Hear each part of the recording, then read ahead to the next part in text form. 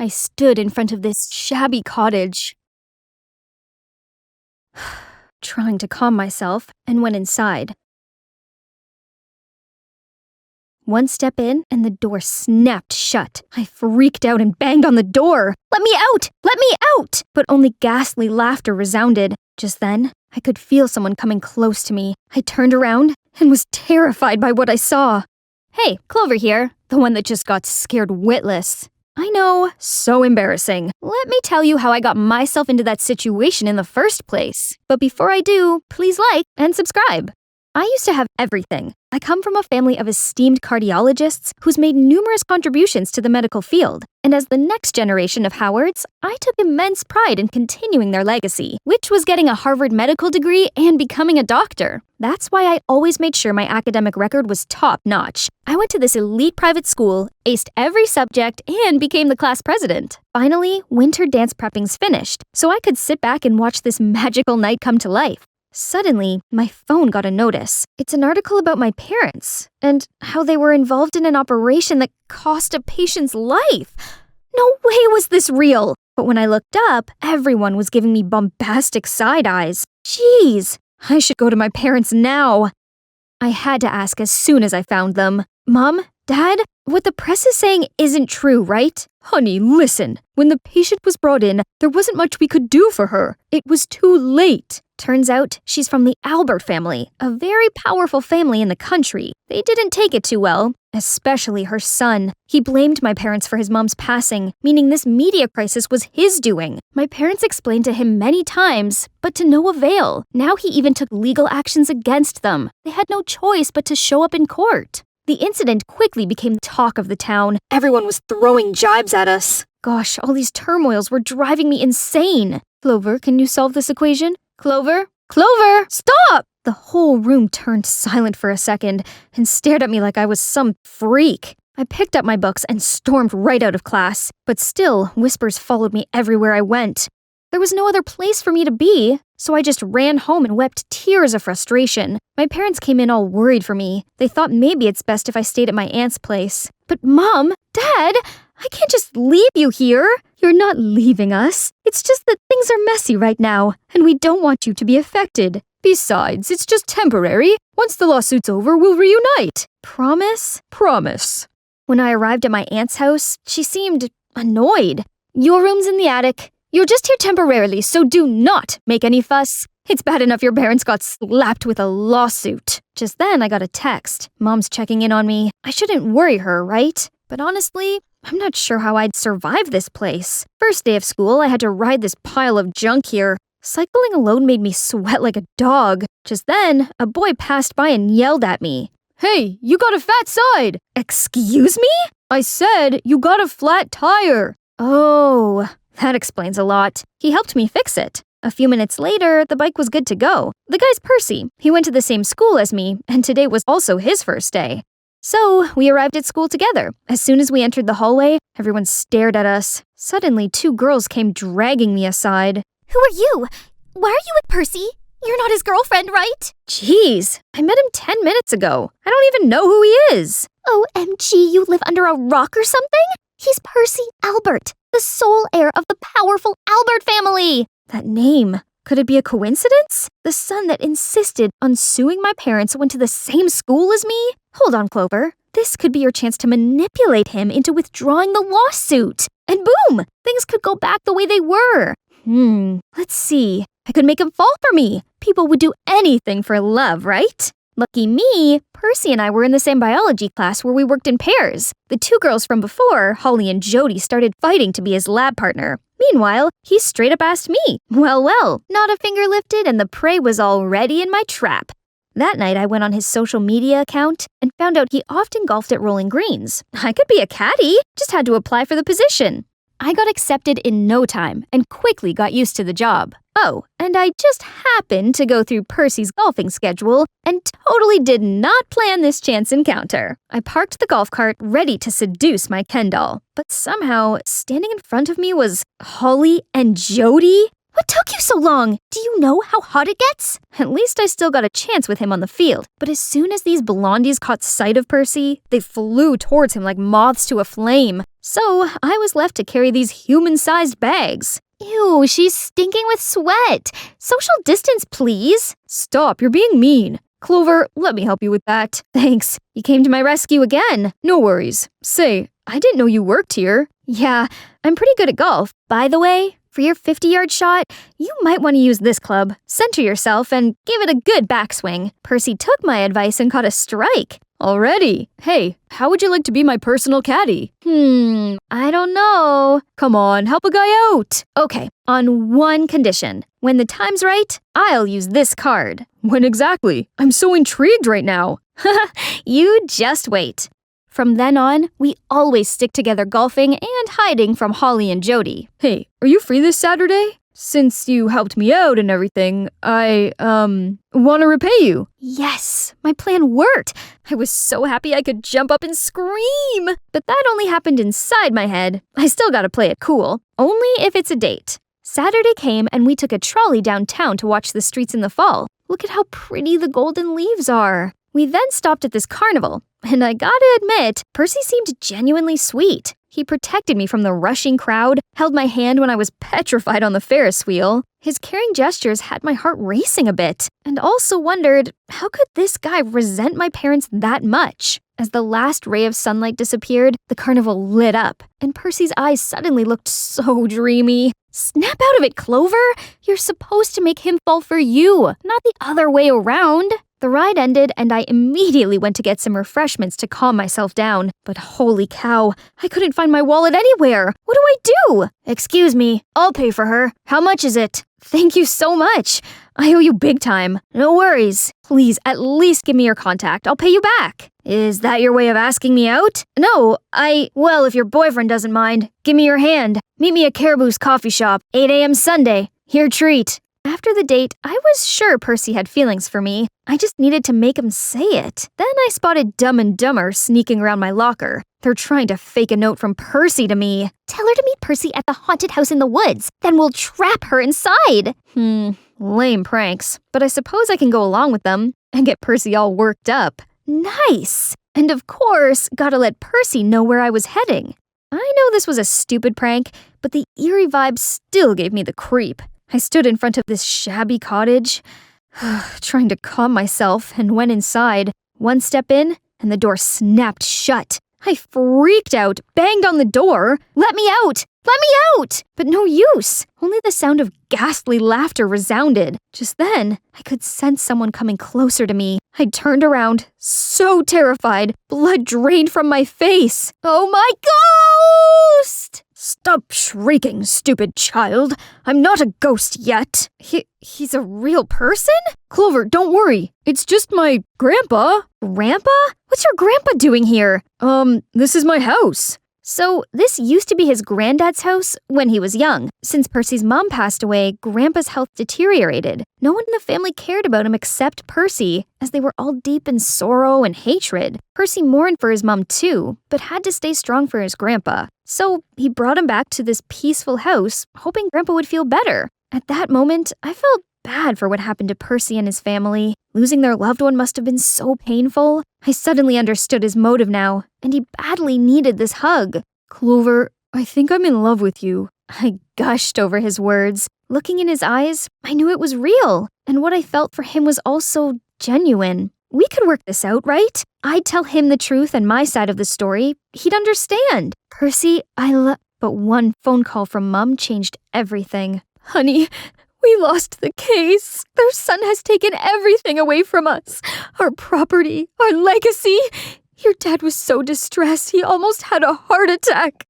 Hearing Mom's words, tears started streaming down my cheeks. What was I thinking? How could we possibly be together? After that, I avoided Percy completely. I also decided to move out of my aunt's and find a new place. And guess who hooked me up? It's Hunter, the guy I met at the carnival. We did end up going on a coffee date. He seemed cool and knew his way around town. So I asked if he knew a place that me and my parents could stay, as they'd move here soon. Look at this. Pretty cozy, huh? Hunter was nice enough to help me move. Just then, there's a knock on the door. I opened it to see Percy. He got so worried and went looking for me. But once he saw Hunter, he was dumbstruck. Didn't expect you'd find this place so fast, brother. Wait, you two are brothers? Sadly, yes. And we're supposed to mourn for our late mother, yet here he is playing lovebirds with you. If losing Mum isn't that big of a deal for him, let's see how he'd like losing you. Don't you dare touch her! Or what? You'll punch me? You Alberts are the worst! Was ruining my family not enough?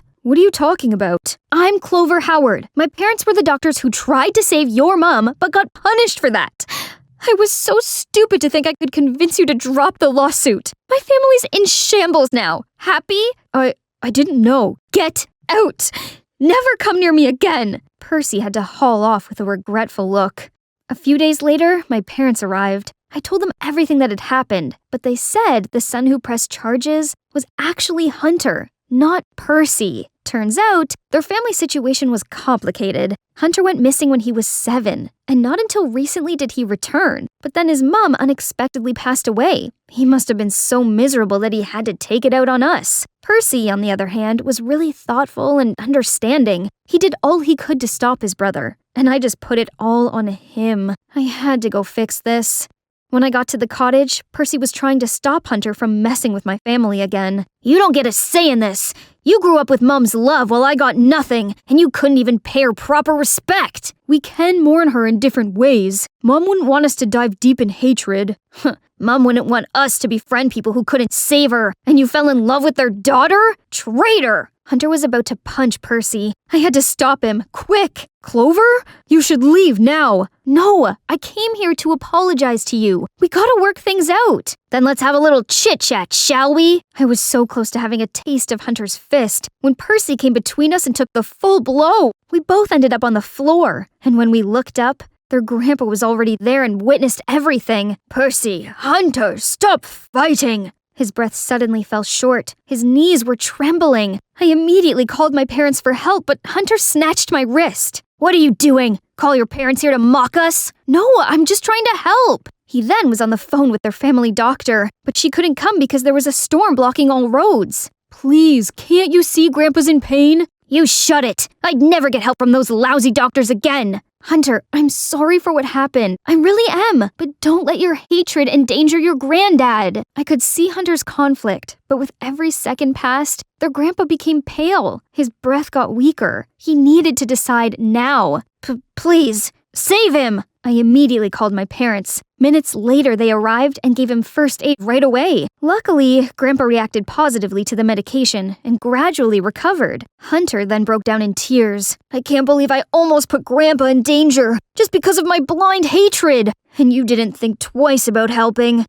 I'm so sorry, everyone. Clover, Mr. and Mrs. Howard, I promise I'll make this right. The following day, Hunter arranged a press conference admitting he was wrong to bring my parents to court. Thus, he'd take full responsibility in fixing his mistakes, including clearing our reputation and compensating us financially. When it's settled, we started a new life here. My parents bought a house, founded this hospital to help people, while I got to continue my dream of becoming a doctor. Harvard meds, here I come! Oops, almost forgot. Of course, Percy and I got together. You didn't think we went through all that, and I never admitted my feelings, did you? I'd been holding it back for what felt like forever. Now, I get to have my happy ending. Not every day a girl outside the aerospace community like me could attend this creative science festival thingy, but here I was, all thanks to my genius boyfriend Mike, who just got accepted into MIT's aerospace engineering program. This is all really interesting. So great that Mike brought me here. Hey, you ruined my project. Who are you? Sorry, I'm Mike's... Mike? I can't believe he's talking to another girl when his girlfriend is in trouble here. The girl followed Mike and immediately fixed the model I just broke. Such an unfortunate brain behind her flashy clothes. Shh, keep it down. She's Mike's girlfriend. Really? Our valedictorian is into airheads? Huh? I thought Mike and Liana were a thing. Liana, the pretty girl who just fixed a freaking spacecraft model in a split second, is being paired with my boyfriend? I'm Chloe, by the way. Sorry, I didn't introduce myself sooner. I just, never felt so self-conscious before. Mike and I have been together since high school. Back then, I was popular and had many boys chasing me. Everyone seemed amazed that a girl like me was with a nerd like him. But now, Mike's already an intern at NASA despite being only a freshman. Looks like he's a celebrity among his peers, and I was just his brainless girlfriend. For the first time ever, I felt like I had no place being such an elite student's girlfriend. I couldn't stop thinking about what happened at the science festival, so I decided to talk about it in my talk show, Bubble Buzz. Although I didn't show my face, I had heaps of listeners, and every time the show was on, they flooded my comments section with excitement. Welcome back, my friends. So today's topic is, can a person's heart change when they go to college? I have a friend, Sally. She's been with her boyfriend for 2 years, 10 months, and 21 days. But now he's gone to college in another state, living among new friends and new girls. Should she be worried that she'll become old news? Obviously, out of sight, out of mind. Your friend should dump him before he does. No matter how good a relationship is, it can't escape the 3-year curse. The 3-year thing is real. All high school romances are doomed in the real world. Mike and I had been together for almost 3 years. Was this 3-year curse really hitting us? Every comment seemed to believe it, while user Twinkle Star seemed to think this whole curse was silly. Curses don't exist. Relationships aren't easy. Both partners have to be willing to make an effort in their long-term relationship. 2 years or 10 years, it's irrelevant. Why does someone as serious as Twinkle Star listen to my show anyway? Since my early days hosting the show, this person always comments with confusing and boring quotes. I'm sure the curse was not a silly thing at all. Whether it was my 3-year friendship with my first best friend Ella, or my parents divorcing after 3 years of marriage, the 3-year milestone was real. Actually, I do know one couple who beat the curse. They're my grandparents. Grandpa's rather a cold and reserved person who only had eyes for his wife. So I asked Grandma what the secret to their successful relationship was. First, be grateful for your partner and not take love for granted. Second, know him better than you know yourself. Third, learn to forgive and apologize. Was that it? That wasn't exactly helpful. Our relationship was in a life or death situation, and I needed to really do something. Right that moment, someone appeared in the kitchen, and I couldn't believe it. My sister Mindy. I hadn't seen her in ages since she moved out with Dad. I explained my fears to Mindy, and she seemed to understand exactly why I was so concerned. Don't worry, sis. I'll stay here for a while so I can help you two overcome this curse and reignite your passion. First of all, as Mike's the biggest nerd I know, you need to appear more academic. Taking Mindy's advice, I gave myself this academia aesthetic, then went to see Mike at the amusement park. Oh look, there he is. Huh? Chloe? You look different. Since when did you wear glasses? I've, always worn them, Mike. You must not have noticed. I stayed up late last night to watch a physics documentary. Now it's time to impress Mike with my knowledge about how water fountains actually work without electricity and run solely on gravity. How the fat in ice cream impacts the freezing point, and I could taste the fat droplets. And how G-force and inertia were taken into account when mechanics made roller coasters for the thrill. But he didn't seem impressed at all. Chloe, you're not yourself today. Are you okay? I'm not okay. I've been wiggling my foot at you for ages, but you never noticed my undone laces. You didn't let me try your ice cream first, as you always do, and you didn't notice the effort I put into learning all this sciencey stuff for you. I'm sorry. I have this big project on my mind, and... Mike Jenkins, you've changed. The Mike I know and love was attentive and wouldn't let me walk around with untied shoes. You don't love me anymore. It all got too much for me, so I hurried off. Well, as quickly as I could with my shoelaces flailing. As soon as I got home, I phoned Mindy and told her everything. I was so lucky to have my big sis. OMG, he did what? It sounds like he just doesn't care about you anymore. Do you think? Maybe he was just... No, if he cared, he would have come after you. Instead, he let you walk on dangerous sneakers. Mindy was right. Mike grew cold on me. This 3-year curse was real. Now what should I do? There's only one thing. You'll have to test him. I've been sitting here for the past hour, and Mike hasn't... Here he comes. This was Mindy's idea, faking a car malfunction and calling Mike for help. Wow, you're so good. I'd still be stranded here alone without you. You could have asked someone else, or called a garage. There wasn't even anything wrong with... It doesn't matter. But you're my boyfriend. Yes, your very busy boyfriend who lives in a different state. Anyway, I got a dash, and we'll have to take a rain check on next week. I have a lot on my plate. Then Mike left, leaving me more afraid of losing him than ever. As if he just left. His new environment changed him even more than I thought. Chloe, you have to infiltrate his space now before you lose him forever. So I went sneaking into Mike's dorm room and transformed it from nerdy to romantic chic. I hear footsteps. I better hide. I can't wait for him to see it. There's Mike, but, who's with him? Oh, wow. Romantic much? Then the other person started taking their clothes off. I leaped out of the closet ready to tackle this man-stealer to the ground, but hold on a second. That's actually a man, Mike's roommate, Gus. Chloe, what are you doing here? I'm sorry. I just wanted to surprise you and ask you to come on a date with me today, tomorrow, whenever you're free. I told you I'm busy this week. I have an inspection tomorrow. So, you mean I'm bothering you? You don't need me anymore? Here, you can use my ID card and go with Mike to the inspection. Make it a hot date. That's very kind of you. Thank you so much. One way or another, my infiltration mission was a success. The next day, I came to this technical area with Mike and just stuck to him, not knowing what else I was supposed to do. Chloe, don't touch anything, okay? Mike, there you are. You have to come and see this. She dragged him off, and did she just smirk at me? Ugh! What an awful pick-me girl. She was obviously trying to separate us. No way was I gonna let her get away with that. I'd show them all that I deserved to be with him.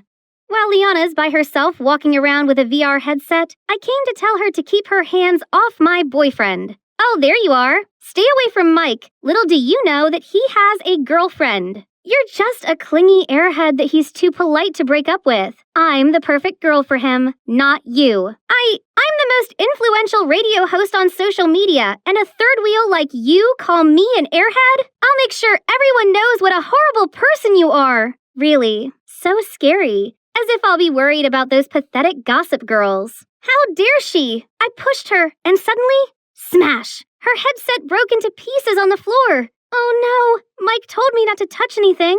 What are you doing here? What happened? I'm so sorry, Chloe. I know that you're not okay with this whole thing, but I'm Mike's teammate, and we have to interact a lot. Nothing is going on between us. You're overreacting. Then she ran away in tears like she wasn't at fault. She's lying. I didn't say that. She said she wants. Chloe, enough. I'm too busy to worry about what chaos you're gonna cause next. I think we should take a break. He took the ID pass off me, leaving me feeling like my whole world had crumbled.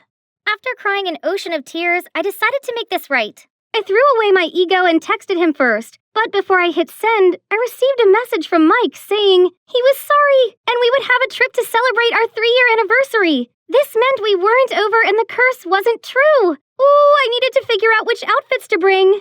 I got everything packed and ready for our vacation of a lifetime. It was gonna be so romantic. But all of a sudden, Liana rushed to us and flung her arms around Mike. My pet dog, Nova, she's passed away. I can't be alone right now. I'd rather die. That lying party pooper. Poor Mike didn't know what to say, so she just jumped in the back seat without my permission. No problem. The more, the merrier. I'll invite my sister to join us too. Mindy proved to be super useful, always interjecting whenever Liana approached Mike. But Liana just became more and more shameless. She glued herself to Mike and had the audacity to lie down next to him, like I was invisible, and even ate his ice cream. Worse still, my oblivious boyfriend didn't seem bothered at all. She's more cunning than I thought. You need to step up your game. It was such a beautiful night, but that third wheel Liana was buzzing around Mike like a mosquito. Then she started talking about physics stuff, and now he's so caught up in their conversation, I may as well have disappeared. How could I make Liana see Mike loves me, not her? Well, I wasn't sure if he loves me anymore. Chloe, you long for attention so badly you're willing to hurt yourself. She's already hurt because of you. This is her special 3-year anniversary, and you invited yourself like how you've always wormed your way in. I bet you don't even have a dog. I diverted my gaze from a fake crying Liana to a confused-looking Mike. Chloe, what are you trying to do? I'm worried you've lost your passion for me because we're at the 3-year mark. We have different interests, and I can't help but feel insecure about us. If you keep acting like this, well, I just don't know. I've been thinking about our future too, and I've decided it's time for us to... Oh, no. This isn't happening. I think I'm pregnant. We got back 2 days ago, and Mike still hadn't contacted me. This curse had caught up with me, and I lost him for good. I just wish I hadn't lied about the baby. Then maybe our breakup wouldn't have been so awkward. This called for retail therapy. I stepped outside and saw Mike with a massive suitcase. Chloe, I've abandoned the project and dropped out of college. I'm going to take care of you. Both of you. Mike scurried around the house to make it pregnant woman friendly. He threw out all junk food, coffee, and even mayonnaise. Also, my high heels were packed away, and Mozart was played everywhere in the house. Apparently, it'll make the baby a genius. We were going to have the perfect, happy family life. But when I went to my room to get my laptop for my next radio show, I couldn't find it anywhere. I asked Mike and he said, "I packed it up with your high heels, makeup, books, and put them all in storage. You don't need any distractions. Just me, you, and the baby from now on. No more radio, studying, or friends. We can have a bunch of kids and grow old in this house." What? This wasn't what I wanted. Neither of us should have boring, unfulfilling lives or give up our dreams, right? I might not have my laptop, but I still had my phone. Welcome back. Today's topic is my friend Sally, again. She lied about being pregnant so her boyfriend wouldn't leave her. Should she keep lying or tell the truth? This time, Twinkle Star appeared again. I know she's always been a brave girl who isn't afraid of admitting her own faults and correcting her mistakes. She should tell her boyfriend the truth and explain how much she loves him. Sounds oddly specific. Who's this person? Actually, Bubble Buzz, we know each other. Before I could ask him anything else, Twinkle Star went offline. Whoever that was, I think they were right. So I went downstairs to talk to Mike, only he wasn't there. Instead, Mindy jumped out of nowhere holding a pregnancy test and a bottle of Coke. I just need to dunk this in here and the plus sign will show up clear as day in case Mike has any doubt about the baby. No need to. I'm going to tell him the truth. Are you sure about that? What if Mike gets mad? I stopped and thought about it. No, as scary as it was, I couldn't do this anymore. I was looking out for Mike by telling him the truth. Where was he? He had to be around here somewhere. Liana, why was she here with Mike? Mike, I'm sorry, but Chloe's not pregnant. She admitted on her radio show. You deserve to be with someone who wouldn't make up such awful lies. Someone like me. Oh no! I lost the chance to tell him firsthand. Now Mike would never talk to me ever again. Chloe, wait! I couldn't turn around and bear the disappointment in his eyes. I couldn't blame anyone, any third wheel or curse for destroying my relationship. Hey there, I know this is an unscheduled show, but I wanted to talk to y'all. That girl I talked about yesterday, Sally, well, she's me. I faked being pregnant to keep my relationship, but my boyfriend hates me now. I was so terrified of this 3-year curse that I became this jealous monster. Mike even dropped out because of me. I'm so selfish for expecting him to spend every minute of his day with me. He needs his own life too. We both do. It's the time apart that makes our time together more exciting. And our love more passionate. Now we've broken up and it's all my fault. I stopped to catch my breath. Who told you I wanted to break up? Didn't you say you thought carefully about our future and made a decision? You know what? After all your silly shenanigans, including faking your pregnancy, I'm still madly in love with you. So the decision I made was, Chloe Ruth Evanson, you're crazy, kooky, and one of a kind. I can't stand the thought of not having you in my life. Will you marry me? Yes? But, Mike, after our engagement, you should continue your studies, projects, internship, and whatnot. You don't have to stay by my side all the time. What? I thought you'd like that. We can be together all day and make enough babies for a soccer team, right? Relax, I'm just kidding. I knew you were lying about the baby all along. Your grandpa told me. Turns out, Twinkle Star was none other than my grandpa, who saw that I needed some guidance and tried to give me objective advice. Mike only went along with the lie to tease me. Who knew my nerdy boyfriend could be so playful? Or should I say, my fiancé? Hey there, animated story show viewers. I'm Crystal, a model and influencer, and I'm here for the Trend Like This Influencer Awards. Why don't you come on in and get ready with me?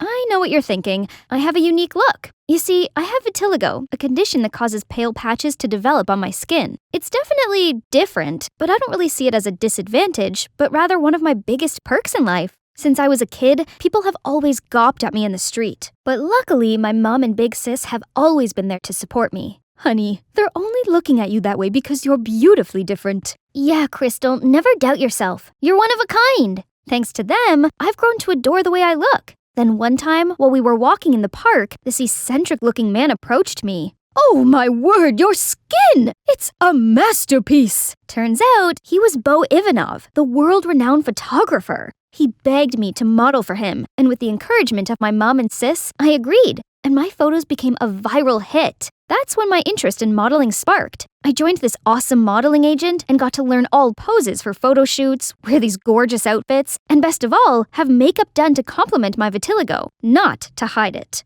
Ever since then, I've worked my butt off, fully committed to my work. That's how I became the face of multiple fashion brands and built up my influence empire. I wanted to pave the way for people like me to love themselves and celebrate our own uniqueness. 'Cause look at me, my career, my life could come to this point today, all thanks to my skin. And I wouldn't change it for the world.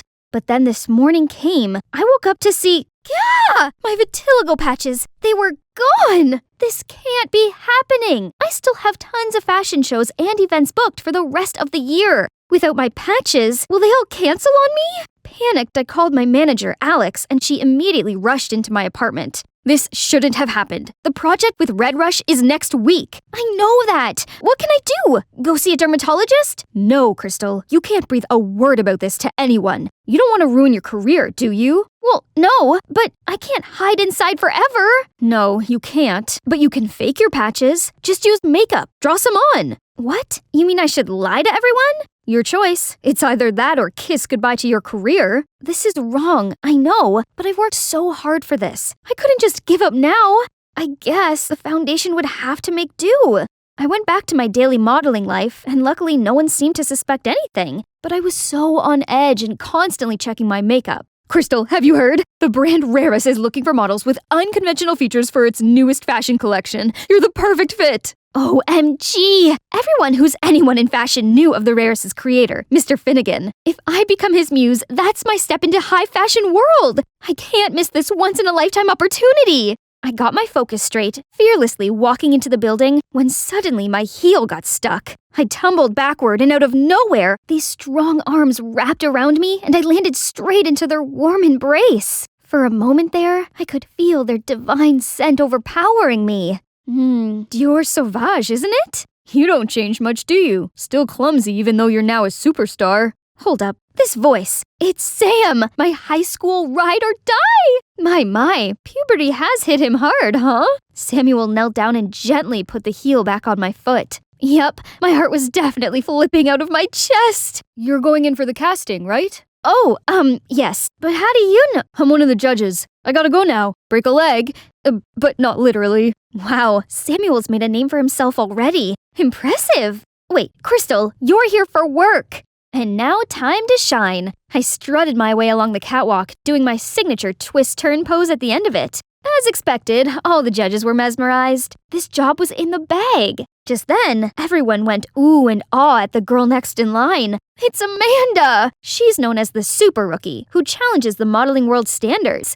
Ironically, that title once belonged to me, but that's how this industry works. You can easily be dismissed if not careful. We got the results right after the casting. As expected, I was in for the show. Hooray! Hey, Crystal, right? Amanda, huge fan of yours. Say, can a pro like you give this rookie any advice while we train together? You do know this is a competition, right? That means no help. Then I shimmied off.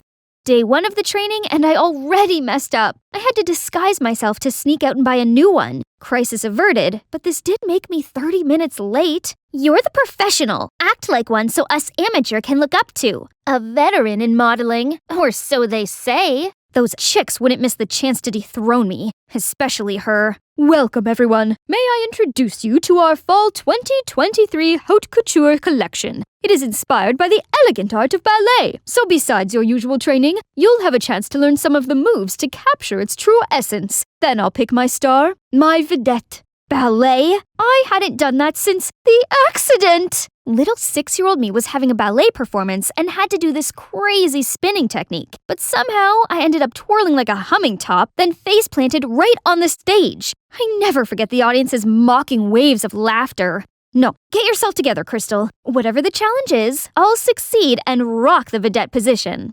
The first lesson was catwalk. Easy peasy, no one came close to matching me. Good posture, excellent posing. Well done, Crystal. Aw, he's so sweet. Can we just take a break to admire this piece of art? Come on, why are you so shy today, Crystal? Your patches are superb. Except they're just the magic of makeup. But the nightmare had only just begun. Jeez, these clothes were way too tight. They got me melting like the witch from The Wizard of Oz. Gotta go touch up. Then during another session, I couldn't keep my balance and was wobblier than a jellyfish. Meanwhile, Amanda effortlessly executed all those moves. A few days later, Mr. Finnegan organized a photo shoot, which we had to pose like a ballerina on this revolving platform. The past trauma immediately rushed back into my head. I stepped onto the platform shaking like a leaf. Only with Samuel holding my hands could I imagine to do the simplest pose. At least it's over now. My, our pro seems a little rusty, doesn't she? Just step back and let one of us younger girls take care of this. Right, Amanda? Go practice, Xena. Amanda stepped up to the platform. Her body started moving like a real swan. Gorgeous, Amanda. You're as graceful as the ballerina in the musical box. That's it. I think we got the shot. Well done. The whole set erupted in applause, and Amanda was the center of attention. Looks like you could learn a thing or two from your junior. Look, I may not be the best ballerina out there, but I'll show them where 1000% efforts get me in life. So I stayed later after the training to practice more, starting with stretching. Ouch, not as easy as it looked. Okay, let's try again. Just have to raise my leg and... Whoa!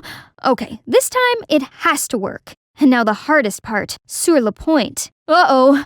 Just then, Samuel appeared, trying to catch me, but we both ended up stumbling on the floor. Don't try too hard. You may hurt yourself. It's just, the vedette means a lot to me. I know you can do it. You've been such a positive influence, and I know that energy can get you what you want. No, my patches! I'm sorry, I didn't mean to. It's okay. I crossed the line. I'll just leave now. Don't, please. If you only knew the truth, you wouldn't think so highly of me. Hey, what's wrong? You can talk to me, you know. Just then, the lights brightened around us. What are you two doing here at this hour? Samuel looked startled and immediately kept his distance from me. Nothing. I saw Crystal practicing. Thought I could give her some advice. That's not fair. I need some too. What do you think of my releve? They started laughing together like a married couple. Since when did they get so close? After a few days of intense practice, I may not be a ballet master yet, but I did feel more confident about facing the final challenge, which decided who would be the vedette. Look at this gorgeous couture design! I would make a perfect black swan. I tried the dress on, but accidentally smudged the foundation and got it all over the dress. Oh no! I immediately rushed to the bathroom trying to wash the stain off. Stupid foundation! Super stay my butt! The door suddenly snapped open and in stepped Amanda! Your vitiligo patches? They're coming off? And what are you doing with the dress? I tried to hide it, but she already snatched it away from me. Is it foundation stain? Did you fake your vitiligo? No, I was diagnosed with vitiligo for real, I swear. I told her the truth. Thought she was going to use it against me, but to my surprise, she looked heartbroken. I decided to pursue modeling because I felt inspired by you. But now you're telling me it's all a scam? How could you? Amanda, wait, please. I thought you were against me. Does it matter anymore? Now that I got a taste of the truth, you don't deserve my respect. I was at an utter loss for words. I'd been so wrapped up in fear of losing my career that I couldn't care less how my action could affect those who looked up to me. I'm nothing more than a hypocrite. I couldn't live like this anymore. Vitiligo or not, I had to stay true to who I am. I walked straight up to the judges' panel and wiped all my foundation away right in front of them. Mr. Finnegan, I no longer fit in your collection. The truth is, my vitiligo has gone. I no longer have any unconventional features. Thus, I'm here to announce that I will cut myself from the show. I'm deeply sorry for all the trouble I caused. I turned to walk out the door, but there stood Samuel. Crystal, I don't understand. I'm sorry, Sam. I'm not the person you think I am. I ran home, hid under the blanket, and cried myself to sleep. Suddenly, a call from my manager woke me up. How can you sleep at this hour? The press is going wild. They're calling you an attention-seeking fraud. I immediately came to my senses and looked up the news. Oh no, how could it break out so fast? At this speed, I'd be canceled by tomorrow morning. See what happens when you act out of my order? Gosh, you models are so dumb. Don't go anywhere. I'll be there to handle this. Was she being for real? All of this was her idea in the first place. Enough! Have fun dealing with this on your own, Alex. I shut down my phone, packed my stuff, and left it all behind to go to my secret place. I used to spend time here with my family when I was a kid. Being surrounded by nature calms me down. Suddenly a hand pressed on my shoulder. Hey, we've been looking for you. Samuel? And Amanda? Did you guys follow me here? It's the only way we could find you. I'm sorry for going at you like that. I was so shocked. You don't have to. It's all my fault. I lost myself when my vitiligo went away. I acted out of fear and ended up disappointing everyone who's counting on me.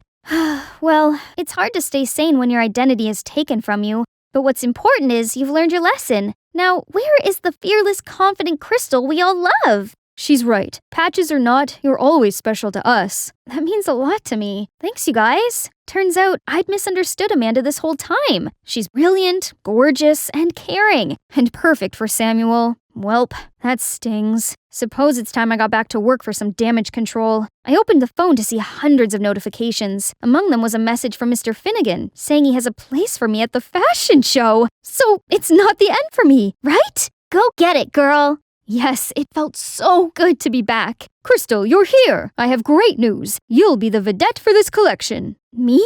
But I don't have any unconventional features. Doesn't matter. You're perfect the way you are. 2 girls will stand by your side, and you'll be in the center wearing this work of art. An elegant swan among the flock of ugly ducks. Isn't that a bit offensive? So this was your plan all along? Playing dirty tricks to save your flopped career? Cut it, Xena. Mocking me won't change the situation. There's something fishy going on here, and I'm gonna get to the end of it. Finally, the show has come. As soon as I got the signal, I strutted to the runway confidently, turning heads to my every step. But it's not for the reason you're thinking. I actually switched places with Amanda, and now all the spotlights are on her. Right at that moment, Mr. Finnegan bolted to the runway. What do you think you're doing? You ruined my show. I had a deal with her. What deal? Tell me. Right now. It's her who's behind this. Alex? Ugh, that snake! It turned out Alex bribed Mr. Finnegan to let me be the vedette and drag the models with unconventional features down since I'm no longer one of them. Hearing that, all the models turned furious, ready to jump at the 2 frauds. You 2 have crossed the line. I don't need any of your manipulative games to continue my career. I will stay true to myself no matter what. Unconventional features or not, I'm always willing to speak up for them because everyone is beautiful in their own way, and they deserve a chance to showcase their beauty to the world. The audience erupted in cheers and applause, while Mr. Finnegan and Alex were surrounded by cameras and criticism. Justice served. After all that drama, I'm still modeling, but with a different agency that fully accepts me for the real me. I continued to influence young people on self-love and being uniquely themselves. Amanda and I became the best of friends. We also made tons of plans to collaborate with Samuel, but honestly, I couldn't shake off this heart-wrenching feeling whenever these 2 were together. Luckily, my hectic schedule has left me no time to think about that. Guess what? After days and nights of hard work, I now have my own line of skincare products called Only You. Exciting, right? Oh, Sam, you made it! Wow, they're beautiful. Amanda will love them. No, they're not for Amanda. They're for you. Crystal, I'm crazy about you. I always have been. What? It's me you like all along? Then why didn't you tell me that before, silly? I leaped into his arms, and we shared the most amazing kiss. Perfect ending for an amazing journey, huh? This was my first ever day at high school. And naturally, I'm owning it. I mean, who wouldn't want to befriend someone as beautiful and friendly as me? By lunchtime, I already had loads of new friends, and everyone flocked around me to hear stories about my amazing life. I soon became super popular at school. I was the gorgeous, enchanting blonde beauty. Do you know what the best part was? Boys started noticing me too. Even the captain of the basketball team, Mitch, took a liking to me. It makes sense. I mean, obviously, the best-looking boy in the school is going to be interested in the best-looking girl. And guess what? He's following me on my way home right now. Stalking me much, huh? Just wait for it. It seemed like my new life here in this school was going to be awesome. Well, Mandy. That was not an easy question, but you answered it perfectly. Great work.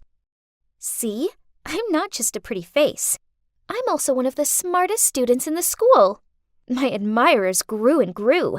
It seemed like everyone wanted to spend time with someone as perfect as me. Here, I was telling my new friends about how at first, people sometimes misjudge me, as I come from a well-educated and extremely successful family. My parents are super wealthy individuals who encourage me to always be the best version of myself and strive hard to never let them down. Hey, Mandy, pardon me, but how come you never wear designer clothes or use anything expensive?" She looked down at my tatty-looking sneakers. "I see why it might seem a little peculiar, but you see, I dress this way because my parents value the importance of being humble. That's also how I live. Goodness is better than beauty, right?" Then I pulled out my phone and showed them the grades from my last school. Everyone gasped at me for being so excellent. I was loved, admired, adored. But of course, being this amazing meant that there's just gotta be quite a few kids being jealous of me. I mean, I suppose I couldn't blame them. After all, I dazzled like a diamond, while they were just dull and ordinary. One time after an exam, as soon as the teacher left, this girl called Layla stood up and said, "Mandy cheated. I saw it with my own eyes." I saw it too. She checked her phone during the exam. Everyone was gasping in shock.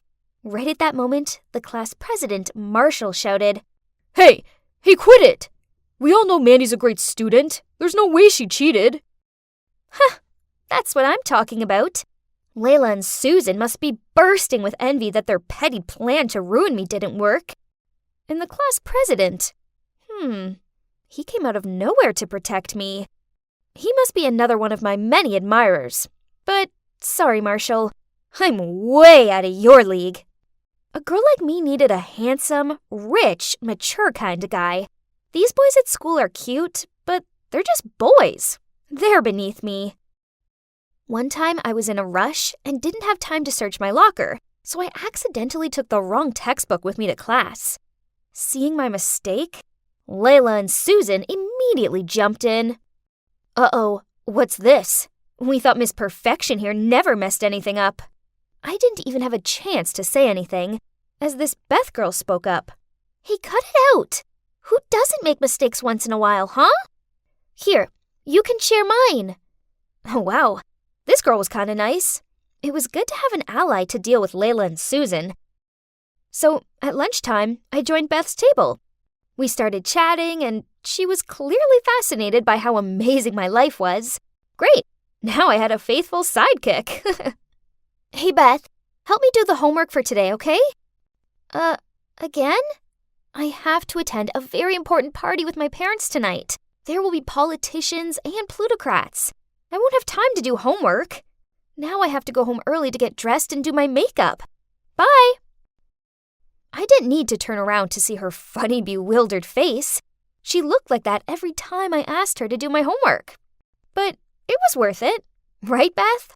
She got to hang out with the hottest prodigy in school. Me! So a little bit of extra homework was a small price to pay for such a privilege. You know, to me, that homework was nothing. I just didn't have time for it. I had to admit that having Beth around was very convenient. She made sure my grades stayed top of the class, leaving me time to play polo, go to the golf club, and attend charity functions with my parents.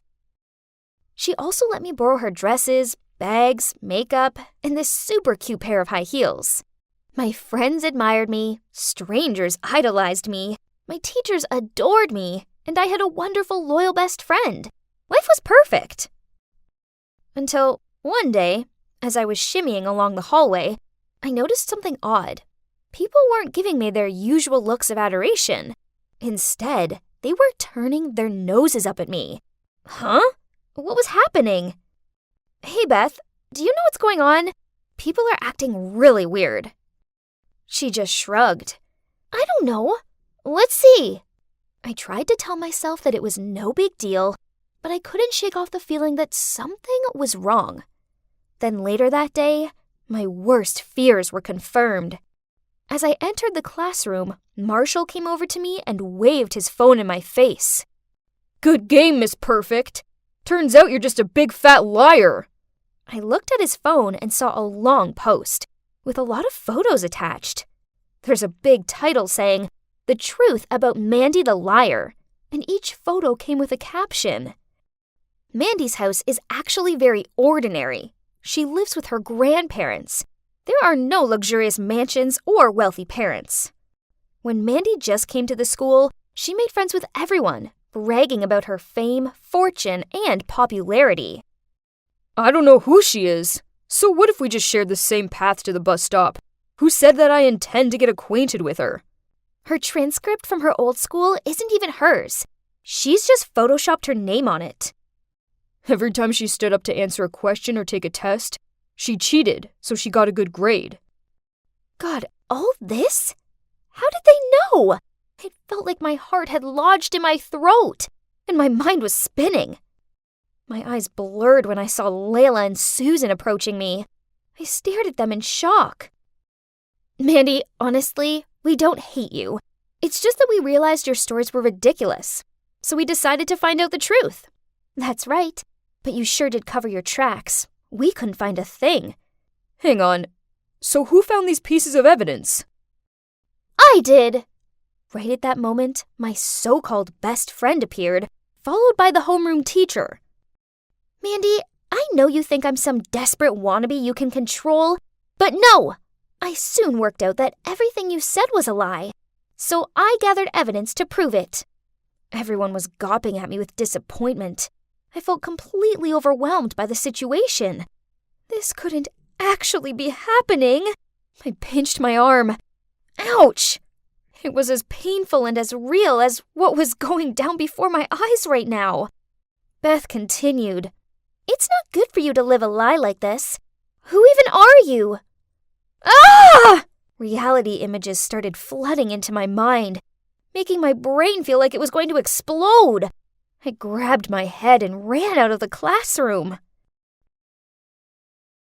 When I opened my eyes, I found myself in the hospital.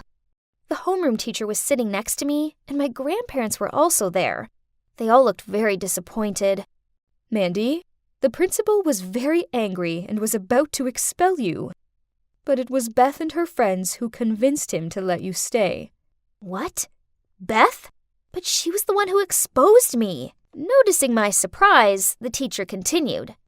After seeing your reaction, Beth realized that perhaps you had a psychological problem, so she convinced us to help bring you to the hospital for diagnosis. I looked up at my grandparents. They were all in tears. Unexpectedly, I burst out crying. I longed so much to have a dream life full of fame, riches, and admirers that I drew a vision for myself in another reality. I was so absorbed in that illusory scenario that I forgot my own reality. This was last month, and I'm currently on medication for my delusions, and I'm also seeing a therapist. Right now, I'm on my way to see Beth, Layla, Susan, and Marshall. No, I'm not making it up. I really am meeting them. Oh gosh, there they are. This is scary, but it's something I've got to do. So I took a deep breath, then taking my therapist's advice, I spoke from the heart. Hi guys, thanks for coming. Firstly, I want to apologize for lying. The truth is, I've lived the lie so much that I could no longer distinguish what was real and what wasn't. My therapist helped me see that this all began after I lost my parents. Part of my subconscious craved for this dream life so badly that I created a new one. This way I didn't have to accept the truth, which is that my parents have passed away and I live with my dirt poor grandparents. When I finished talking, I looked at them, half expecting them to shout at me or something, but instead, Beth smiled at me and said, "It took a lot of guts to come here and say that." I'm sorry too. I shouldn't have outed you like that. But I didn't know you were ill. Same. I'm proud of you. Me too. Me 3. Now, when are we gonna order cake? So, what now? Well, I'm still taking my medication and talking to my therapist.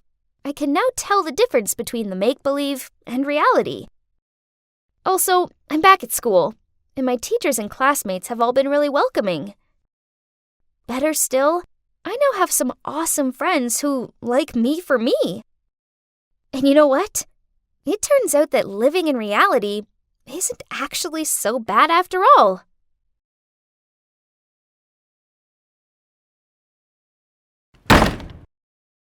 Dad, where have you been? I was so worried. Go away. Don't touch me. I froze on the spot.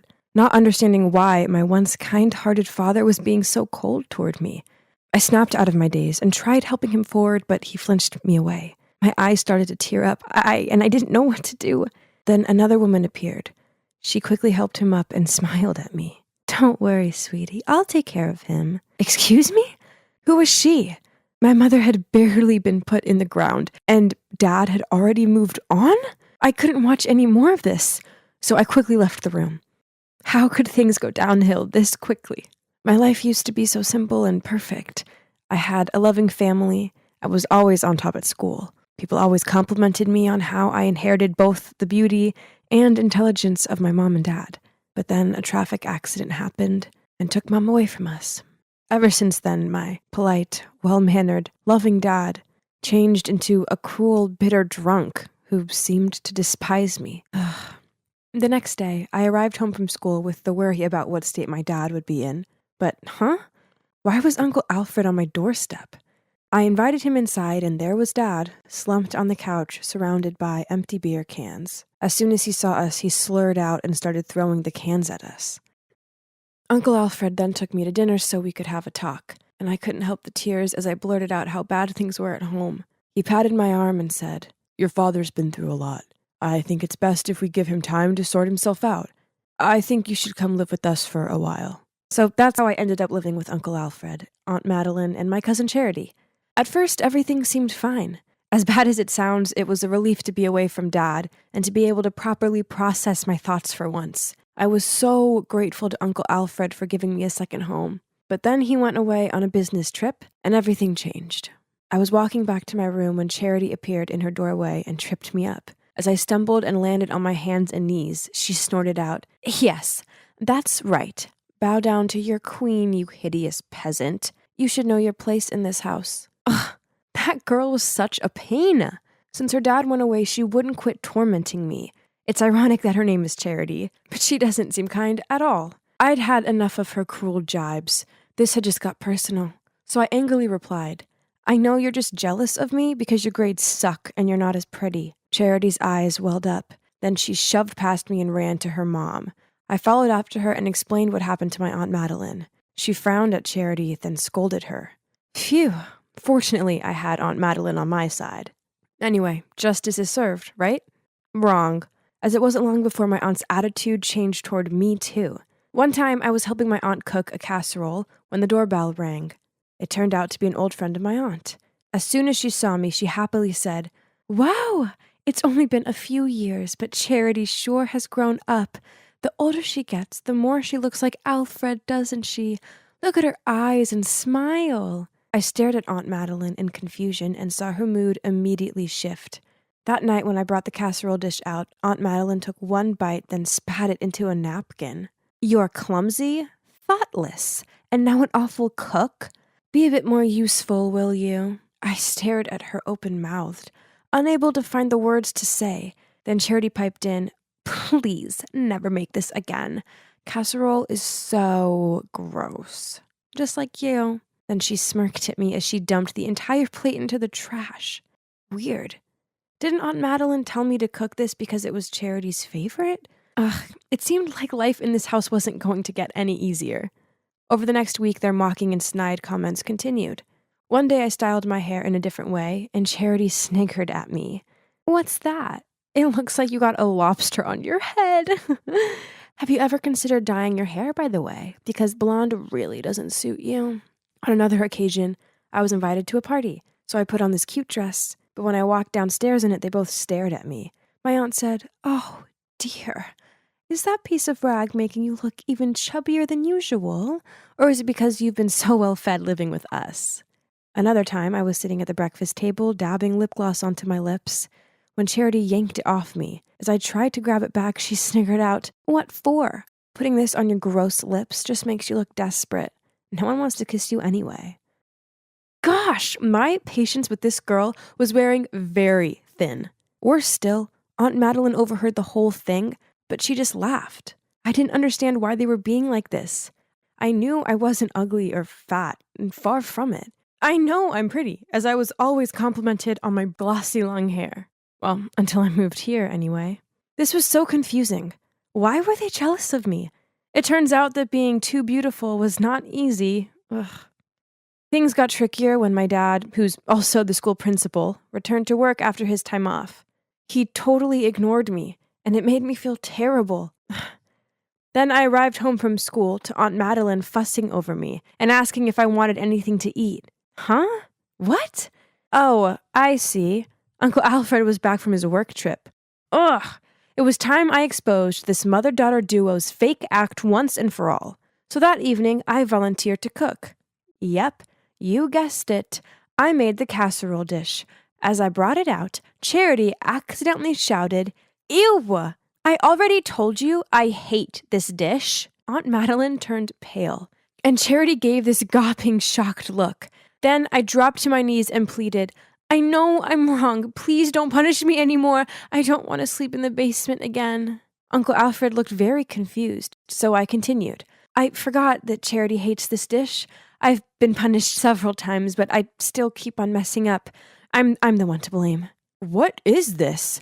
I go away for a few weeks and come back to carnage?" He ordered Aunt Madeline into their room for a private chat. "We're not even related. Don't expect my mother and I to be nice to you," she said, then stormed off. What? What did Charity mean? Of course we were related. Aunt Madeline was my dad's sister, right? I wanted to know what was going on, so I hid behind the door and listened in on their conversation.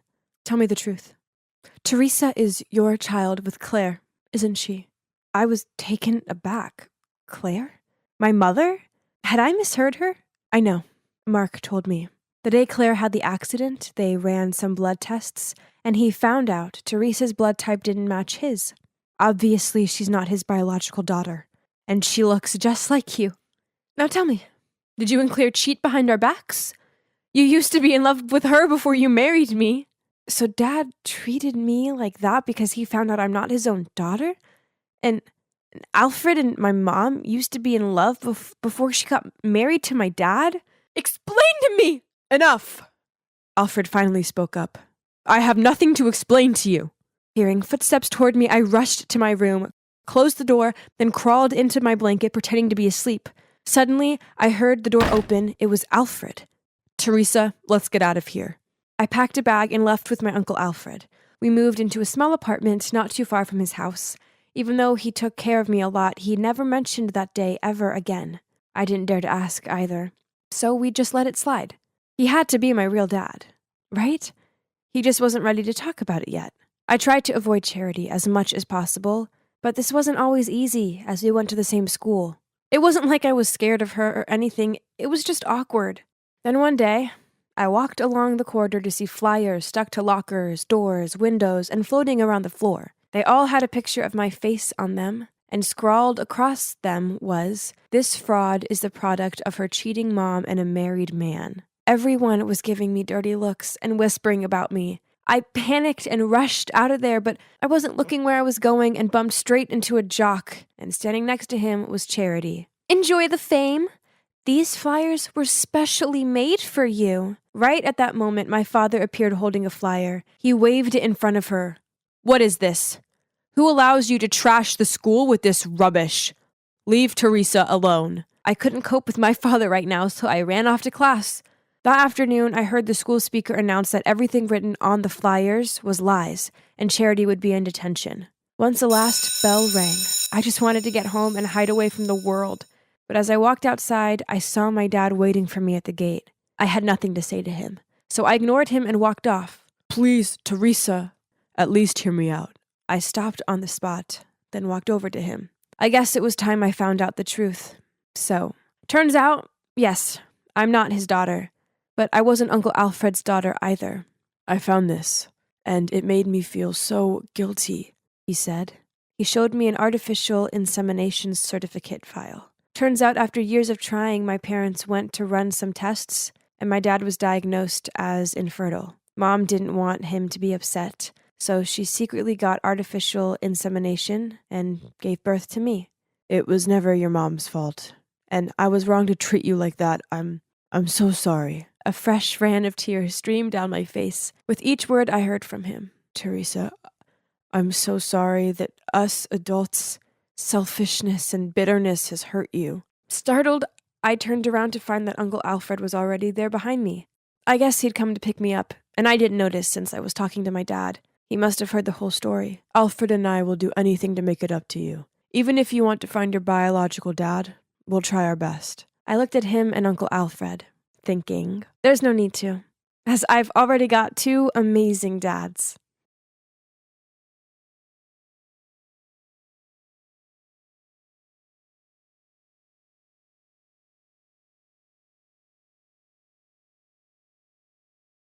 Hey, welcome to my coffee booth at Felton High's Flea Market. Just a second, I need to add the finishing touches to this latte. Perfect. Guys, try this. It's the special drink that I came up with for our 2-month anniversary, which, FYI, is today. How romantic. What's the name of this drink? I think Patrick should name it. We can call that Paige's Vom. You know, because it reminds me of when we were 5 and you threw up in the back of my mom's car during our road trip.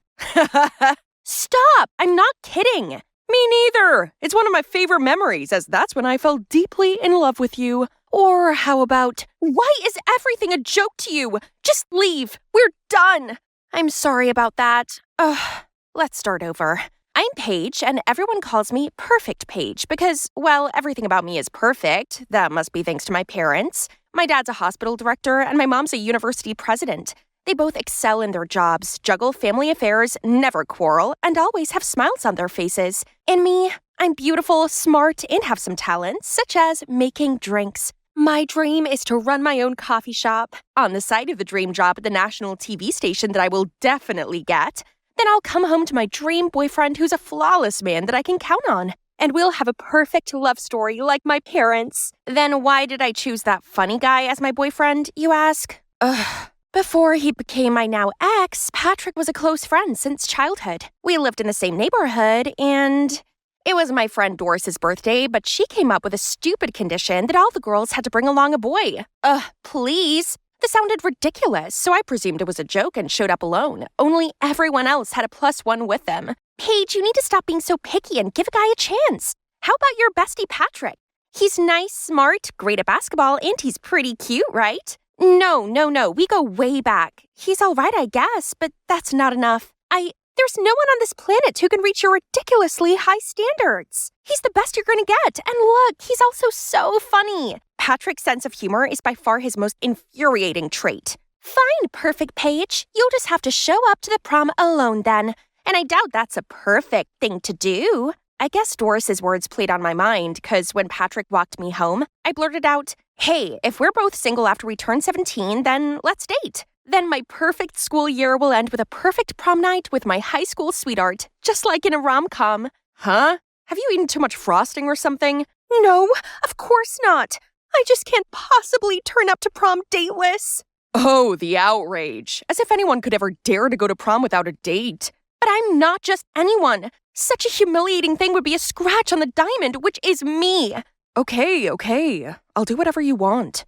Time passed by and I concentrated on my studies and my hobby. Then before I knew it, I turned 17 and still didn't have a boyfriend. I heard this strange noise coming from my balcony. Patrick? What is he doing with a rose in his mouth? Hey there, do you remember our oath once upon a time? Okay, fine. From today, I allow you to be my boyfriend. Go home and get ready. Tonight will be our first date. Wait, you serious? It's not a joke. Why are you always joking? All right. Where does my love want to go on our first date? So we started dating, and so far, so good. Seeing as he'd known me for years, he knew what I liked and what I was thinking. He never argued with me and just did what I asked. And best of all, everyone complimented us and said we were a match made in heaven. There was just one problem. Patrick's sense of humor was ruining the romantic vibe.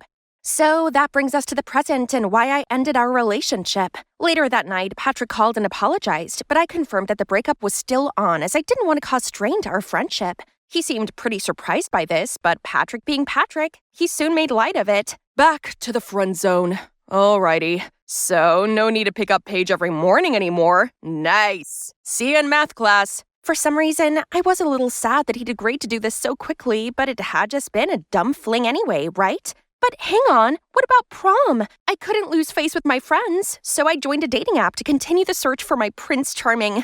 Ugh, too short, too nerdy, too glary. And after days of desperately swiping, I finally found a guy that caught my eye. I mean, I couldn't really see his face, but he had to be hot. I messaged him right away, and you know what? We got on so well and soon arranged a date. I fixed my hair one more time and walked over to him. Hello, you. Patrick? Surprise, my bae. I'm your perfect mystery partner. Patrick, I swear to God. How do you feel? Angry much, huh? Then now you know how my poor heart felt when you broke it to pieces. I was fuming, but Patrick kept up his annoying grin. So you're that starving for love? All right, I know your ideal type way too well. Let me find you a guy. You know, attractive boys tend to hang out in a herd. We'll see. You know, being handsome is only one thing on my list. The first candidate was this guy called Beavis, the basketball team captain. We started talking, and it went well enough for him to invite me to go watch his game. He even winked at me before he scored a perfect three-pointer. All the jealous glances turned to me. Looks like Patrick really found me a good deal. At first, this was kind of cool, but soon all of the love letters and gifts Beavis received got kind of grating. Worst of all, he accepted them all. He didn't seem to be faithful at all. Also, his grades really sucked, and he was always so sweaty. This first candidate is out. Next was Daniel, a cute genius who liked to invent things. I really love how passionate he looks when he's working on something. He's so talented. But he always showed up late to our date with the excuse there was some machine malfunction. His clothes were always stained with grease, and all he talked about was research. Oh, actually, I have zero idea what you're on about. You're so robotic. I went home and already saw Patrick making himself at home in our living room. He must have heard the news. So, Sporty Boy has too many fangirls. No good. Mechanic Boy is too busy. No good. Then maybe a rich boy with a lot of free time could treat you like a princess. Patrick introduced me to this guy called Eric, the school rich kid who showered me with lavish gifts. That was nice, but then his clinginess felt suffocating. He always seemed to be there, and he wouldn't quit calling and texting me. He also spent longer than I did getting ready. No thanks. Why? You're too clingy. If you have too much time on your hands, then why don't you go do something useful? What? I only cling on to you because I care. But I guess I was just wasting my time on useless things because you're just a stubborn, spoiled girl that finds fault in everything and doesn't appreciate other people's feelings. No one's ever spoken to me like that before. Useless? Stubborn? Spoiled?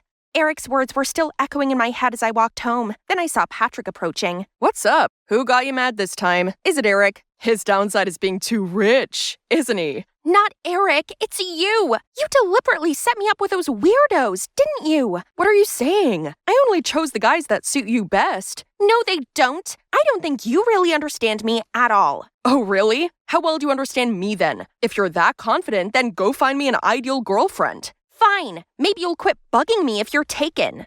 Turns out trying to find a girlfriend for Patrick was trickier than I thought. He's so friendly with everyone, I actually have no idea what his type is. Whatever. He made no effort to find me a nice guy anyway, so I'll just return the favor. Nope. Oh, Nina. I know her. A scandalous hot girl who always goes overboard on the wax statue makeup. I'm pretty sure she likes Patrick, as she's always cheering him from the sidelines during his games. Patrick, let's see what fun date you can have with this girl. The next day, I walked straight up to Nina and asked her if she wanted to go on a date with Patrick. She looked kind of surprised, but then after thinking it over, she agreed. They met at a cafe, and after I introduced them to each other, I sat at a nearby table and observed. I expected things between them to be super awkward, but surprisingly, they seemed to get along quite well. I couldn't hear what they were saying, but they kept bursting out laughing. They acted like they'd known each other for ages. Patrick and Nina bid farewell, and as soon as Nina walked away, I jumped out and asked, "How can you have fun chatting with Nina all night? Don't you see her laughing out loud? That's not very ladylike." So she's fun. Everyone has flaws, though I don't even think it's a flaw. It's cute. Fine, let's see how long you two can have fun. But in the following days, I still saw Patrick with Nina. Then at school, I overheard Nina talking to her friends. "Tonight? No wonder you've been looking so happy all day. Of course, it's going to be a big confession." Huh? They've only been dating for 5 minutes. I wonder why Patrick liked Nina that much. So I decided to stalk them. I followed them to this posh restaurant. Ugh, so humiliating. Who would have thought that Perfect Page would do something like this? But there's no way back now. They spoke for a bit, then Patrick went to answer a phone call. I thought he was going to plan his confession or something, but then to my surprise, a man swooped in and sat down with his arm around Nina. That's Beavis! What? How could they be so shameless? I quickly ran to find Patrick, who was chilling in a corner, so I quickly pulled him back to the table. Look, you're being cheated on. Cheated on? What do you mean? The girl who's been clinging on to you for days has been flirting with your teammate. Stop playing dumb, please. Nina is just my friend. She likes Beavis, not me. Nina clearly likes you. She follows you to every game. How could she switch to Beavis out of nowhere? You should defend me, not a stranger like her. Did you forget Patrick and I are teammates? Nina was actually there for me. I agreed to meet Patrick just because I wanted to ask him to talk to Beavis for me. Sorry for misleading you. What's with a bulldog's frown? We just successfully match-made a couple. Let's go give the lovebirds some private space. I guess you'll have to find me another girl. Don't act like we're close. I don't want a flippant and heartless friend like you. You're the heartless one. You're making a mess with your ridiculous standards and expect others to follow all of that, then act like a victim? Don't you see how Patrick is the real casualty here? He tended to your absurd needs, even helped you get a boyfriend, yet all you do is treat him like garbage. Selfish Paige. You're not as perfect as you think. What? What do you know? You're just a plastic girl after all. Yeah, I might be plastic, but at least I realize what my flaws are to try to fix them. Unlike you. You call yourself a diamond when actually you're just a silly pebble. Was this really what people thought of me? I couldn't believe anyone would ever describe me with such ugly words. I ran home and shut myself away in my room. It made me so distraught knowing that other people thought I was bad like that. Mom came into my room to check on me and I ended up blurting everything to her. How everyone seemed to hate me now. How I might be alone for the rest of my life without finding my perfect other half and having a happy ending like Mom and Dad. Sweetie, everyone has flaws. I do, and so does your father. I can have quite the temper, but your dad always knows what to say and do to calm me down, while he is terrible at being romantic, so I have to give him hints now and then. Point is, we accept and love each other, flaws and all. That's the secret to a long and happy marriage. Talking to Mama really helped me understand that no one is perfect, and therefore my standards are unreasonable. I had some apologizing to do. I texted Beavis, Daniel, Eric, and Nina. Beavis replied straight away, telling me he was sorry too for what he said, but it came from a good place, and he's sure that I was better than that because he trusts Patrick's eye for people. Now there was just one last apology for me to make, and I needed to do this one in person. Oh, looks like he already found me. Hey, Shawty. Are you looking for me? The most handsome guy in town? Please stop. I came to talk to you about something serious. I came to see you too. Trust me, I didn't match you with those silly guys on purpose. In no way do I want to hurt you, because I like you, Paige. For real. Since when? I just thought we were just good friends. Since we started dating. At first I just went along with it, but gradually I found myself having real feelings for you. I'm so sorry for causing you trouble. Being around you makes my head fuzzy.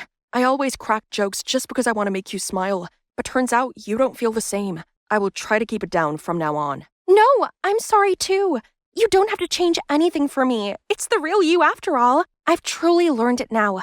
Nobody's perfect, and it's the way people complete each other's imperfections with their personality differences that tighten their relationships. And maybe being perfect is my imperfection. So now you have my permission to offset it with your annoying unseriousness. So, where were we? As a couple? Ha! Oh right, Paige's vomit. Shall we go home and make that signature drink again?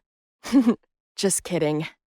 Hi, I'm Aubrey, a super smart girl with an IQ of 200, and you should be ready for my mind-blowing story. Before I continue, please like and subscribe. I grew up in a small village in the countryside where people farm for a living. My family struggled to put food on the table, so I could only attend a monastery school. But since childhood, I've always been kind of different. The system is crashing. Please wait for a moment. The chicken is $15.55 minus 15%. Cereal is $2.49. Potatoes, laundry detergent. So the total comes to $64.85 with the discounts and tax included. Mom soon realized I was a gifted child, so she helped me skip some grades, and by the age of 5, I was already doing secondary school math. I always topped my classes, and other students would bribe me with candies to ask for help with their homework. At the age of 8, I scored 760 on the SAT Math and won the spelling bee competition. I became a phenomenon in the area, and reporters even gave me the Stanford Binet IQ test, which showed I had the same intelligence as a 22-year and 11-month-old person. My parents were super proud of me, especially my dad. Dad, they all gave me Lego and comics for rewards, as if I was an 8-year-old. Yeah, they're wrong. You're 8 years and 5 months old already, little lady. He was the only one who could spark interesting conversations with me. That is, until he fell terribly ill. But good surgeons were nowhere to be found in this remote countryside, and we couldn't afford to take him to the center either. We were desperate to see his situation get worse and worse. Then he passed away, leaving us in the depths of despair. Soon after, Mom couldn't afford my school fees anymore, so I had to drop out. Aubrey, I'm so sorry. Don't worry, Mom. There's nothing that school can teach that I can't learn by myself.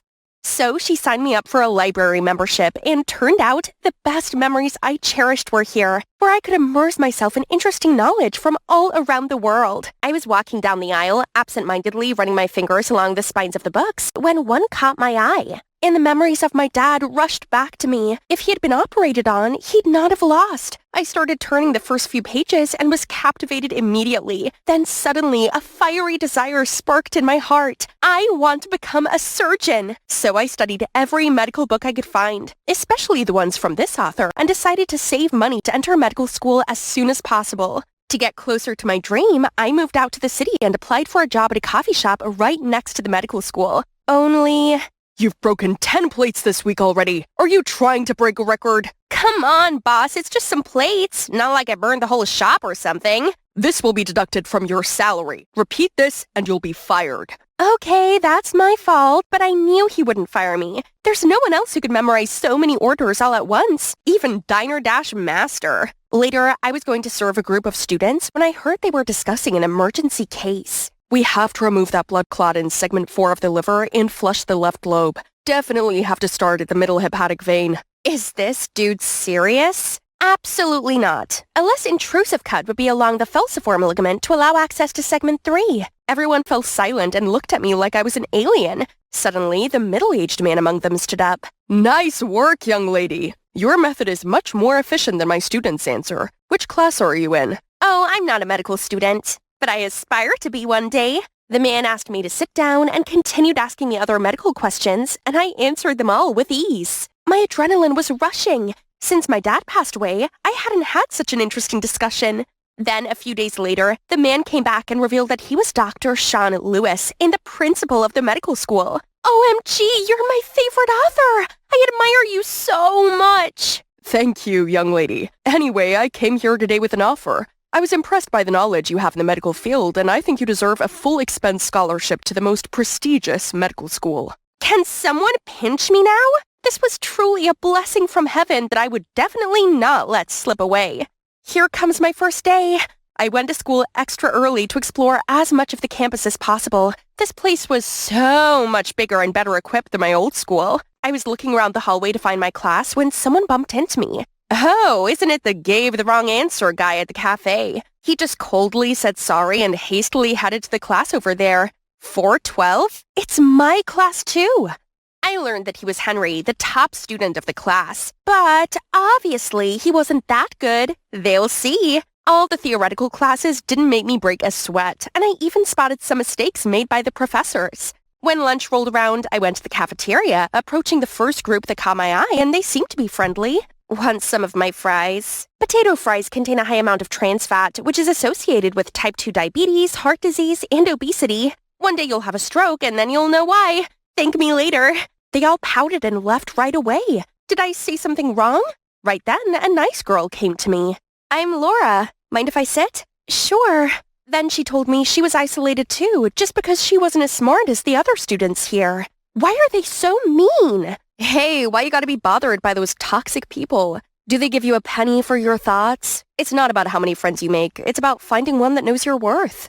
You're right. I'm Aubrey, by the way. I know, I was in the same class with you this morning. And the way you argue with our professor? Wow, that's impressive. Laura and I quickly became friends. It's great to have her around who could truly see my brilliance and always encouraged me to express myself. Today came a big event. A conference was held by none other than Dr. Lewis. But little did I know that this event would become a battleground between Henry and I. Determined to impress Dr. Lewis, I eagerly raised my hand at every opportunity to answer his inquiries. Each time I did, Henry would swiftly raise his hand as well, competing for Dr. Lewis's attention. We argued back and forth, neither backing down until the end of the conference. After that, Dr. Lewis announced that there was one slot available in his upcoming research project, which would go to the top student of this term. The room buzzed with excitement and anticipation. My heart skipped a beat, for working with Dr. Lewis had been a lifelong dream. However, other students started cheering Henry's name. Jeez, I swore I would beat his butt off and show them who deserved it. Time to prove that I was not only unmatched in theory, but also in practice. I was the very first one to finish stitching up the incision. But as I reached for my gauze, I couldn't find it anywhere. It must be around here, I swear. Oh no, I left it inside the dummy. Okay, this time must be better. How hard could it be to use this defibrillator? But then I accidentally touched the metal pad and got shocked and fell backward. I kept trying in many other practice sessions, but that sucked. Aubrey, this cast looks exactly like a chicken thigh. Do it again. But the most annoying thing was that Henry excelled in all of them and other students started mocking me. After that, I went outside for some fresh air and deep down, I was so disappointed in myself for all my failures. Suddenly, a hand gently patted my shoulder. It was Laura. I couldn't help but hug her and start sobbing. Laura, what if I was wrong about myself? I failed at everything and people started humiliating me. Oh, they just envy you. Nobody can beat your academic scores. That's why they gloated at your failure in practice. But that big brain of yours is what matters the most, right? Yeah? And an opportunity is coming your way. There's an intelligence contest next week. If you win, everyone will have to recognize that you're the best, including Henry. Talk about Laura, my savior. I'll try my best. Just wait and see. A few days later, Laura took me to the library in a private study room. She helped me set up my laptop and left me alone so I could focus. Good luck! I participated in an online oral contest over Skype. There was a panel of judges who asked questions, and all I had to do was answer them verbally. Easy peasy. Now I just need to wait for the results. The next day, I went to school as usual, but then suddenly was called to the principal's office. Dr. Lewis might have known about that competition and saw my name on the top list. I was about to brag about my performance when he accused me of helping other students cheat on their exam. Then he showed me a voice recording of me answering the questions. Wasn't that for the intelligence contest? But Laura said, Dr. Lewis, just wait. I can explain. I frantically called Laura, but she refused to pick up. Enough! I'm so disappointed in you. You're expelled from this moment. Feeling lost and crushed, I trudged myself to a bench in the schoolyard. Hey, are you okay? Okay? You're mocking me? Now that project slot is yours. Happy much? Get out of my sight, now! Suddenly, a stack of papers fell onto my lap. You might need this. Good luck. I believe you're not a cheater. I confusedly flipped through those papers to see that these were all of Henry's notes from this semester for practice lessons, which could not be found in normal textbooks or lectures. I kept on turning to the last page and saw a scribble. Know your worth. Something awakened inside me, so I swallowed my pride and ran after Henry. Hey, wait!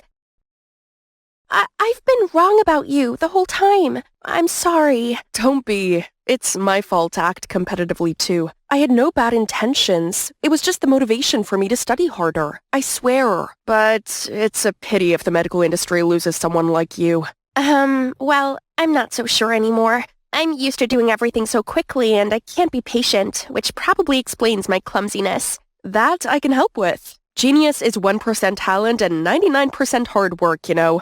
Since then, I often went to Henry's house to practice. We studied together and he taught me many tips to stay calm, patient, and focused. And turns out, he's also quite the adorable type. Here you go. Thank you, doctor. This is the best stitch I've ever had. One day, I ran into Laura at a gas station. She tried to hide, but I ran straight there to catch her. How could you trick me like that and just disappear like nothing happened? I'm so sorry, Aubrey. I was so blind and just wanted to help those who are bad at studying like me. I never expected it to be that serious and you'd get expelled. And now, why are you here? It's just the medical profession was not my thing, so I quit. But Aubrey, please forgive me. I'm really ashamed of what I did, and you were the only one who had truly been kind to me.